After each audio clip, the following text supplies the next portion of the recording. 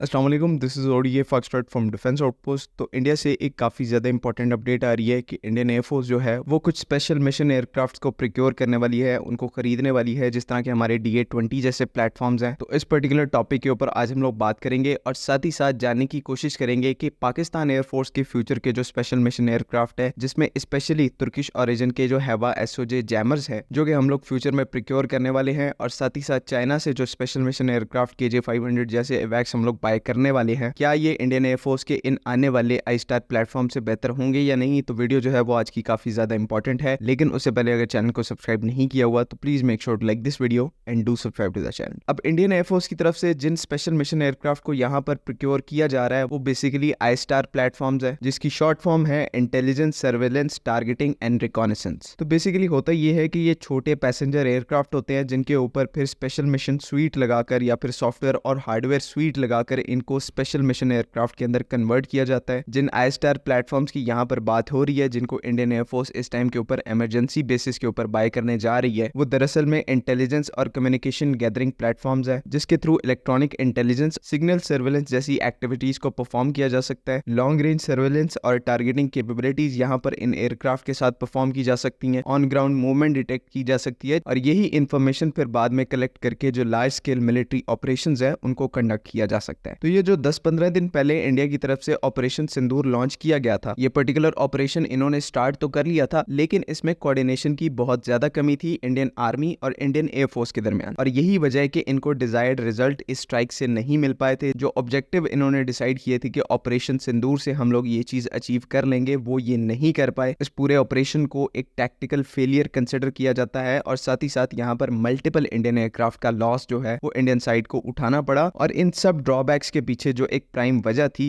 वो poor situational awareness थी। Means के इंडिया सही तरह से पाकिस्तान एयरफोर्स और पाकिस्तान आर्मी का जो रिस्पॉन्स टाइम है उसको असेस नहीं कर पाया। क्या क्या मूवमेंट्स हम लोगों ने की उनको असेस नहीं कर पाए। हमारा रिस्पॉन्स टाइम कितना होगा, हमारे एसेट्स कहाँ कहाँ डिप्लॉयड है, हमारे पास क्या क्या कैपेबिलिटीज मौजूद थी। तो इस पूरे सिनेरियो से रिलेटेड जो सिचुएशनल अवेयरनेस इंडिया के पास होनी चाहिए थी ऑपरेशन सिंदूर को स्टार्ट करने से पहले, वो मौजूद नहीं थी। और उसके पीछे जो प्राइम वजह थी वो ये थी कि इनके पास ऐसे आई स्टार प्लेटफॉर्म मौजूद नहीं थे। यही पर्टिकुलर वजह है कि अब इनको जल्दी में ऐसे आई स्टार इंटेलिजेंस, सर्वेलेंस, रिकॉनेसेंस और टारगेटिंग प्लेटफॉर्म्स को अक्वायर करना पड़ रहा है, ताकि इस कैपेबिलिटी लैब्स को कहीं ना कहीं ये लोग फुलफिल कर सकें। और ऑन दी अदर हैंड अगर आप पाकिस्तान के केस में देखें तो हमारे पास ऑलरेडी सफिशिएंट नंबर में स्पेशल मिशन एयरक्राफ्ट मौजूद हैं, इंटेलिजेंस गैदरिंग और सिग्नल सर्वेलेंस प्लेटफॉर्म मौजूद हैं। इवन पाकिस्तान आर्मी की ही अगर बात करें तो पाकिस्तान आर्मी के पास अपनी एक डेडिकेटेड फ्लीट है स्पेशल मिशन एयरक्राफ्ट की, जिनकी फोटोज आप इस टाइम के ऊपर अपनी स्क्रीन के ऊपर देख रहे हैं। और साथ ही साथ पाकिस्तान एयरफोर्स भी ऐसे एयरक्राफ्ट की फ्लीट को मेंटेन करती है, जिसमें DA-20 जैसे प्लेटफॉर्म शामिल हैं, जो कि जैमिंग के साथ साथ सिगेंट और ईलिंट के रोल्स को भी परफॉर्म कर सकते हैं। तो यहाँ तक तो बात जो है वो प्रेजेंट की बात है, लेकिन फ्यूचर में आपको पता है कि पाकिस्तान एयरफोर्स और आर्मी दोनों का ही प्लान है कि एक बिल्कुल ही नई कैटेगरी के और नेक्स्ट जनरेशन ऐसे जैमिंग और सिग्नल इंटेलिजेंस प्लेटफॉर्म्स को अपनी फ्लीट के अंदर शामिल किया जाए। इस मामले में पाकिस्तान एयरफोर्स पर्टिकुलरली काफी ज्यादा एंगेज्ड है। हमारी तरफ से काफी ज्यादा अमाउंट के अंदर ऐसे प्लेटफॉर्म्स को अक्वायर किया जा रहा है। मेनली ये जो प्लेटफॉर्म्स हैं ये चाइना और तुर्की से हैं। तो पहला जो प्लेटफॉर्म है उसके बारे में हाल ही में अपडेट आई है, जो कि तुर्की का हैवा एसओजे जैमर है। इस प्लेटफॉर्म के बारे में ये चीज कंफर्म हो चुकी है कि पाकिस्तान एयरफोर्स इसको तुर्की से अक्वायर कर रही है। हमने कुछ जो Bombardier global 6000 aircraft already purchase किए हुए हैं उनको तुर्की भेजा जाएगा, और इनके ऊपर स्पेशल मिशन स्वीट लगाकर फिर इन एयरक्राफ्ट को हैवा एसओजे जैमर की कैटेगरी में शिफ्ट किया जाएगा, उनको कन्वर्ट किया जाएगा। और अगर इन्हीं तुर्किश ओरिजिन के हैवा एसओजे जैमर्स को आप इंडियन आई स्टार प्लेटफॉर्म से कंपेयर करें तो यहाँ पर एक बहुत बड़ा डिफरेंस है। आई स्टार के बारे में मैंने आपको पहले बताया, ये ऐसे प्लेटफॉर्म होते हैं जो कि इंटेलिजेंस, सर्वेलेंस, टारगेटिंग और रिकॉनेसेंस को परफॉर्म कर सकते हैं। और ये जो सब डिफरेंट रोल्स हैं ये सिर्फ इंटेलिजेंस गैदरिंग के रोल्स हैं, यहाँ पर कोई ऑफेंसिव एलिमेंट शामिल नहीं है। वेयर एज यही केस अगर आप तुर्किश हैवा एसओजे के अंदर देख लें तो वो इन आई स्टार एक्टिविटीज को भी परफॉर्म कर सकता है। मींस के हर किस्म की सिग्नल इंटेलिजेंस, इलेक्ट्रॉनिक इंटेलिजेंस, इन तमाम चीजों को कलेक्ट कर सकता है। जो activity Indian I star platforms perform कर सकते हैं, तुर्किश हैवा एसओजे भी उन एक्टिविटीज को परफॉर्म कर सकता है। लेकिन तुर्किश हैवा एसओजे के साथ हमारे पास एडिशनल कैपेबिलिटीज आ जाती हैं इलेक्ट्रॉनिक स्पेक्ट्रम जैमिंग की, जो कि ऑफेंसिव कैपेबिलिटीज हैं। मींस कि ये जो तुर्किश हैवा एसओजे है ये ना सिर्फ signal intelligence gathering, situational awareness जैसी एक्टिविटीज को परफॉर्म कर सकता है, बल्कि ऑफेंसिव पंच के तौर पर इन तमाम एनिमी की कैपेबिलिटीज को जैम भी कर सकता है, डिसरप्ट कर सकता है, जो कि कि ये जो कैपेबिलिटीज हैं वो इंडियन आई स्टार प्लेटफॉर्म्स के अंदर मौजूद नहीं है। ये प्लेटफॉर्म सिर्फ एनिमी एक्टिविटीज को मॉनिटर कर सकते हैं लेकिन कोई ऑफेंसिव एक्शन नहीं ले सकते। तुर्किश हैवा एसओजे के अंदर ये चीजें डिफरेंट है। आप एक तो एनिमी एक्टिविटीज को मॉनिटर कर सकते हैं, इंटेलिजेंस गैदर कर सकते हैं और साथ ही साथ अगर ऑफेंसिव एक्शन की जरूरत है तो इन तमाम चीजों को जैम भी किया जा सकता है, चाहे वो एनिमी की रेडार साइट्स हो, चाहे वो एनिमी की surface to air missile sites हो, सिक्योर कम्युनिकेशन लाइंस हो। तो इन सब मोड्स को तुर्किश हैवा एसओजे है वो on time at will jam कर सकता है और मोस्ट इंपॉर्टेंटली किसी भी कंटेस्टेड एनवायरनमेंट के अंदर अच्छे से ऑपरेट कर सकता है। आजकल के एयर डिफेंस सिस्टम्स का आपको पता है कि ये जो नॉन ऑफेंसिव एयरक्राफ्ट होते हैं, आई स्टार प्लेटफॉर्म्स होते हैं, ये एयर डिफेंस सिस्टम्स इनको इजीली शॉट डाउन कर सकते हैं। लेकिन ये जो हैवा एसओजे जैमर्स हैं ये इन एयर डिफेंस सिस्टम्स के अगेंस्ट भी ऑपरेट कर सकते हैं, कंटेस्टेड एयर स्पेस में ऑपरेट कर सकते हैं, बिकॉज जैसे मैंने पहले बताया कि इनके ऊपर एक्टिव फेस्ड अरे जैमर्स होते हैं जो कि इन एयर डिफेंस सिस्टम के टारगेट एक्विजिशन रडार्स को काफी हार्ड टाइम देते हैं। तो कहने को तो ये जो इंडिया प्लेटफॉर्म आने वाले टाइम में प्रिक्योर कर रहा है आई स्टार प्लेटफॉर्म्स, ये काफी ज्यादा मॉडर्न है और अच्छी कैपेबिलिटीज के साथ आते हैं। लेकिन फिर भी in comparison to Pakistan air force जो है वो फिर भी यहाँ पर ज्यादा मॉडर्न और केपेबल प्लेटफॉर्म्स को ऐड करने वाली है फ्यूचर के अंदर, जो कि इंडिया के आई स्टार प्लेटफॉर्म की तरह एडवांस तो है ही है, साथ ही साथ एडिशनल सेट ऑफ कैपेबिलिटीज को पोजेस करते हैं, ऑफेंसिव कैपेबिलिटी को पोजेस करते हैं, जो कि ये जो पर्टिकुलर चीज है ये इंडिया के जो प्लेटफॉर्म्स है उनके अंदर मिसिंग है। और इसी वजह से कहीं ना कहीं इस मामले के अंदर भी जो एक एज है वो पाकिस्तान एयरफोर्स को मिलेगा। आज भी हमारे पास ये एज एग्जिस्ट करता है और फ्यूचर में भी कहीं ना कहीं इन प्लेटफॉर्म के साथ जो कि हमने सिलेक्ट किए हैं और जिनको हम प्रिक्योर करने वाले हैं, तो इनकी मदद से जो एक एडवांटेज है फ्यूचर में वो भी हमारे पास रहेगा। उम्मीद है कि यहाँ पर तमाम चीजें क्लियर हैं। अगर इससे रिलेटेड कोई भी कंफ्यूजन है तो काइंडली कमेंट्स में जरूर पूछें। बाकी अगली वीडियो तक के लिए अल्लाह हाफिज।